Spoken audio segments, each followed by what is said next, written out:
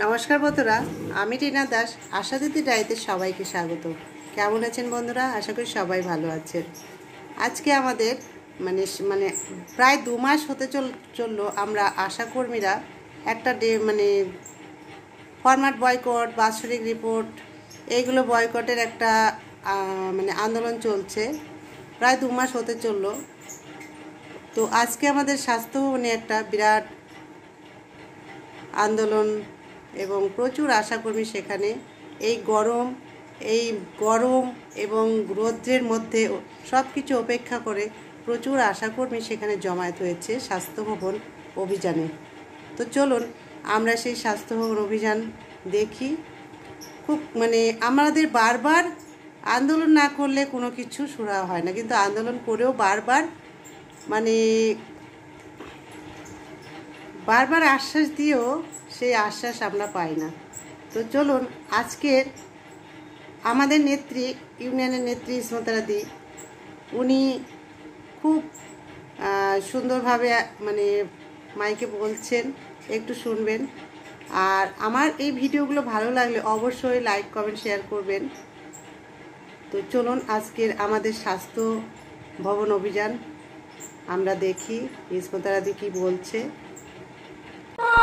আমরা ওই দেশের বিভিন্ন প্রান্তে যে আশা কর্মীরা লড়ছে, সেই লড়াইয়ের অনুসারী আমরা কেন্দ্রের স্কিম, জেপি নাড্ডা কেন্দ্রীয় মন্ত্রী তিনি বলেছেন 21,000 টাকা হওয়া উচিত। আমরা অচিরেই সেই ব্যবস্থা করব, সেই ভাবনা আমাদের আছে।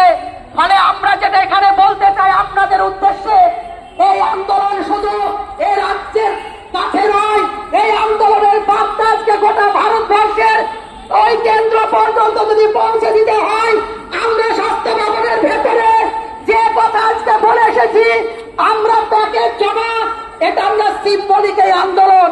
ওনারা বলেছেন যে আপনারা যা করলেন পুরো কামাল করে দিয়েছেন, তাদের ভেতর পর্যন্ত তার টনক নড়ে গেছে। তারা জানে আমাদের শক্তি কত, আমাদের সঙ্গে আজকে এই যে দীর্ঘক্ষণ এইরকম আধিকারিকদের পরিশ্রম করতে হলো আপনাদের এই জেলের জন্য, আপনাদের লড়াইয়ের মানসিকতার জন্য। আমরা কেন্দ্রীয় সরকারের কাছে এবং রাজ্য সরকারের কাছে এমন উদাহরণ তৈরি করতে চাই, এমন উদাহরণ আগামী দিনে তৈরি করব, যার বার্তা আমরা কেন্দ্র এবং রাজ্যকে দেব। সেই লড়াই আপনারা প্রস্তুত আছেন কিনা বলুন। আমরা স্বাস্থ্য ভবনে বলে এসেছি, আমরা মানবিক দিদির কাছে যাব, আমরা কালীঘাটে যাব, আমরা হাজরাং মোড় থেকে মিছিল শুরু করব। সেদিন আরবানের আশা কর্মীরা আসবে, সেদিন রুরালের আশা কর্মীরা 64,222 জন আশা কর্মী, তারা সবাই আসবে। সেদিনে কেউ তার জেলায় থাকবে না। আমরা আমাদের দিদির কাছে, মানবিক দিদি, তার কাছে যেতে চাই।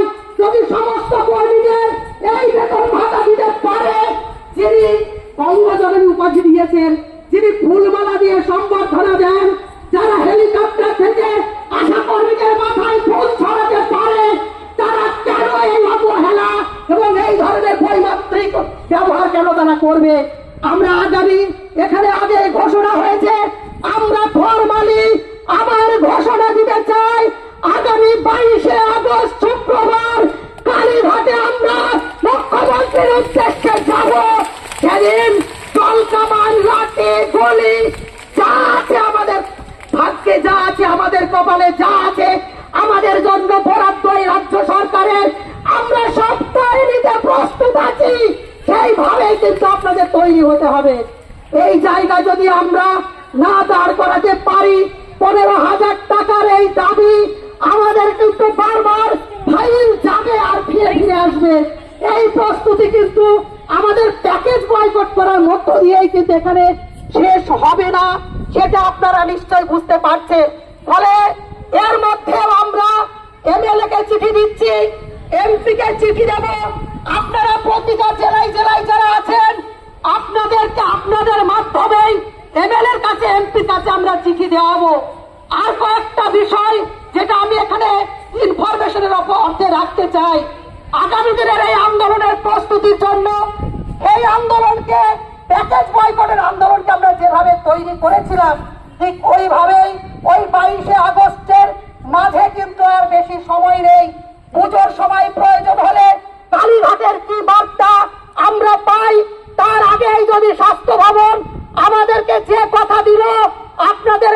হয় কিছুটা বাড়বে। এই এই যদি বাস্তবায়িত না হয় আমরা কালীঘাটে যাব, তারপরেও যদি বাস্তবায়িত না হয় পুরো পুজোর মাসে আমাদের কাজ বন্ধ চলবে।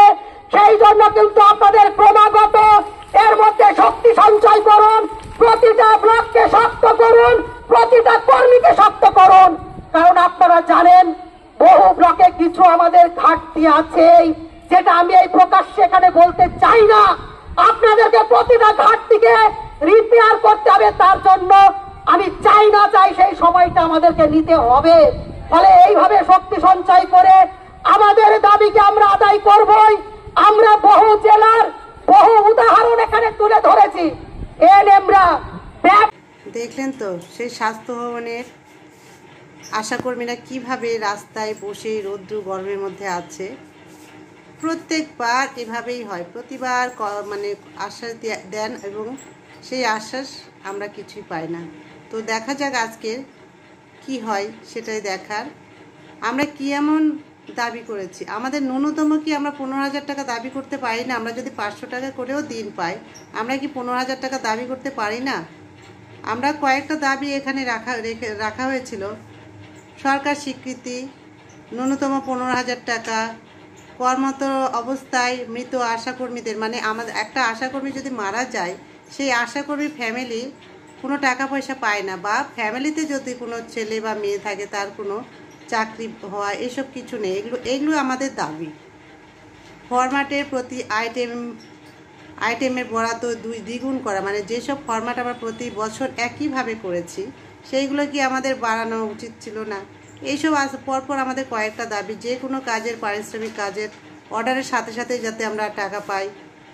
আশাকর্মীদের জন্য সমস্ত ধরনের ছুটি ঘোষণা। আমাদের ছুটি নেই, সবাই ছুটি পায়, আমরা কেন ছুটি পাবো না? আমাদের জন্য ছুটি ঘোষণা। এইসব কয়েকটা দাবি নিয়েই তো আমরা বারবার এই আন্দোলন করতে হয়। তো ঠিক আছে বন্ধুরা, স্বাস্থ্য ভবনে দিদি যাবেন, তারপর কি খবর হয় অবশ্যই জানাবো। আমার ভিডিওটা যদি ভালো লাগে অবশ্যই শেয়ার করবেন, ঠিক আছে? ধন্যবাদ সবাইকে, ভালো থাকবেন, সুস্থ থাকবেন।